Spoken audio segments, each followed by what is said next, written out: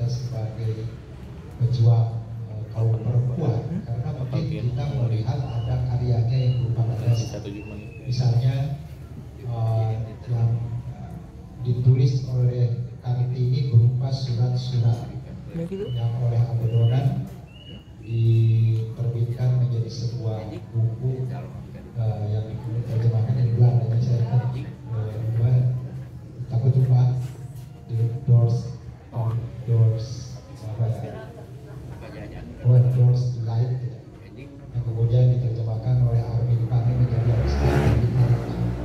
Dari situ kita mengetahui memang kalau itu benar surat-surat Kartini memang seorang intelektual, penggagas, pemikir tentang kaum. Walaupun yang dibahas dalam buku itu bukan melulu soal perempuan, ada soal agama, ada soal lingkungan dan lain sebagainya. Tetapi memang kalau kita membaca buku itu, dia memang pemikir, gagasan intelektualnya kentara sekali dalam buku. Nah, waktunya terbatas, saya akan menyebut aja.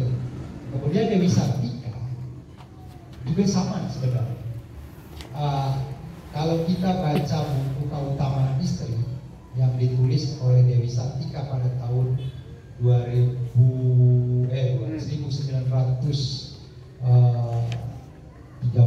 kalau nggak salah, bukunya terbit ya tahun 1913. Keutamaan Sartika itu intelektual, pemikir. Ada gagasan-gagasannya bagaimana cara perempuan pribumi ditinggikan derajat melalui pendidikan. Dan uniknya buku Keutamaan Istri itu menurut saya, walaupun ditulis oleh seorang perempuan yang waktu itu pendidikannya terbatas, itu sangat ilmiah. Misalnya ketika dia merujuk apa yang harus dilakukan kepada perempuan, pendidikan apa yang diperlukan oleh perempuan saat itu, dia merujuk misalnya pada pernyataan Kyle Ball, pada pernyataan Raden Saleh, pada pernyataan. Jadi ada rujukan. Dengan demikian saya melihat bahwa Dewi Sartika ini memang pemikir. Nah, ketika kita membicarakan Raden Lasmini, kita hanya menemukan karya-karyanya berupa karya sastra atau karya fiksi kebanyakan. Saya sampai sekarang, mohon maaf ya, nanti mungkin ada data yang belum kita temukan, tidak melihat ada sebuah tulisan yang ditulis misalnya oleh Lasminingrat itu untuk mengungkapkan gagasan-gagasan intelektual yang kita kenal sekarang ini. Warnasari, kemudian Carita Erma, kemudian dongeng-dongeng beberapa judul itu semuanya karya sastra. Ada juga surat sebenarnya yang ditulis oleh Lasminingrat yang terkumpul dalam buku surat-serat zaman Kangjeng, zaman Raden Haji Muhammad Musa. Di satu bukunya ada itu. Dan di situ ada surat-surat Lasminingrat. Dan seperti saya katakan juga kepada tim waktu itu, dalam surat-surat itu yang diceritakan bukan soal gagasan besar, tetapi bagaimana misalnya Lasminingrat pergi ke Bogor, bertemu Gubernur Jenderal, kemudian bertemu kerabat-kerabatnya di Cianjur, di Sukabumi, di Lebak. Dan dalam surat-surat itu hanya menceritakan soal isu, soal apa ya, soal kegilaan, atau soal jalan-jalan, soal hubungan kerabat. Tidak ada satu surat yang saya baca menggambarkan tentang pemikiran Lasminingrat tentang gagasan besarnya mengenai pendidikan perempuan. Tetapi walaupun demikian, tercatat bahwa memang Raden Ayu Lasminingrat ini mengupayakan sebuah pendidikan untuk perempuan. Tadi itu tercatat dalam beberapa referensi. Dalam Ikihiro Moriyama tercatat, dalam KTS Kadir Krishna Senjaya, saya baca tulisannya di majalah Campur itu juga tercatat oleh